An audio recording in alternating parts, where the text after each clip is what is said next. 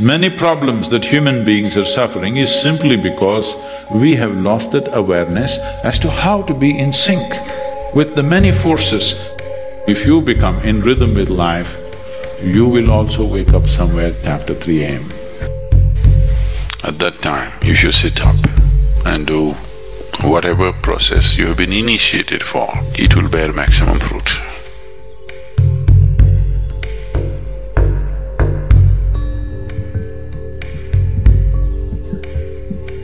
In the way the planet is spinning and what is happening, something very fundamental changes somewhere between 3:20 to 3:40. This is called Brahma Muhurtam. This is relevant only up to 33 degrees latitude. Your system, human system, functions in a certain way. It is a possibility. So, there has been an awareness about making use of this possibility. Your life is a product of many things that we call as the universe, many things that we call as existence. So we are a consequence of a certain phenomenal happening that we call as cosmos. We are not an individual existence. So when you get in sync, certain things will happen. You know, there's a cicadas in where we are in Tennessee, the US ashram, they wake up once in 17 years. Can you beat it? They know it is 17 years and they come awake and they breathe and they go back to sleep. They're keeping time once in 17 years, no alarm bell anywhere. Well, how is this?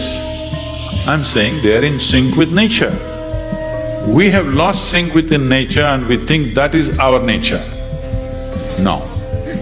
All the many ailments, many problems that human beings are suffering is simply because we have lost that awareness as to how to be in sync with the many forces which are making us who we are. So yoga is to bring that sync so that you are in rhythm with life. If you become in rhythm with life, you will also wake up somewhere just after 3 a.m. If you're conscious, suddenly a certain spark of aliveness will happen within you. Even if you're in deep sleep, you will come awake. This must happen to you. This means you're falling in sync with it. You're falling in sync with life. So what should I do? Should I meditate? Should I do a kriya? Doesn't matter what. You must do a process for which you have been initiated for.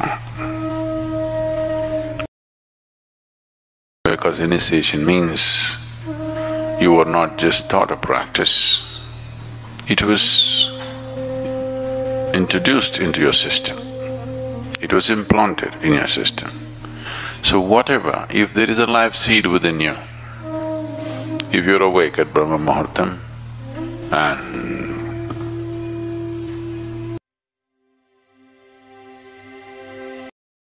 sit for whatever that practice is, it bears maximum fruit because of the way the planet is behaving in relation to your system.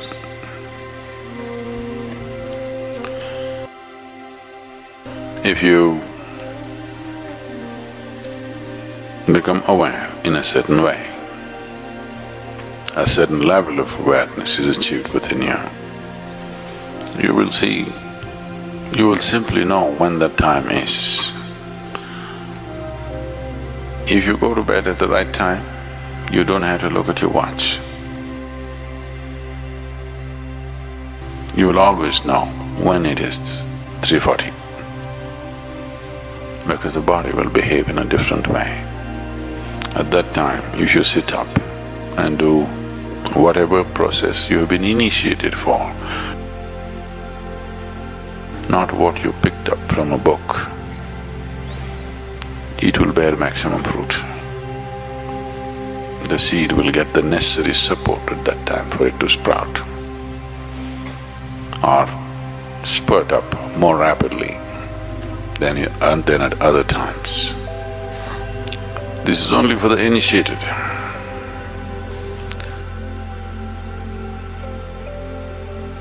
If you are not initiated, you are a book yogi, then 340, 640, 740, not so much of a difference. Sandhya kalas are more important for such people. Sandhya means 20 minutes before sunrise, 20 minutes after sunrise, or 20 minutes before sunset and 20 minutes after sunset. The same goes for noon and midnight, but they're of a different nature. So these two twilights are better for the uninitiated. 340 is good for those who've been powerfully initiated.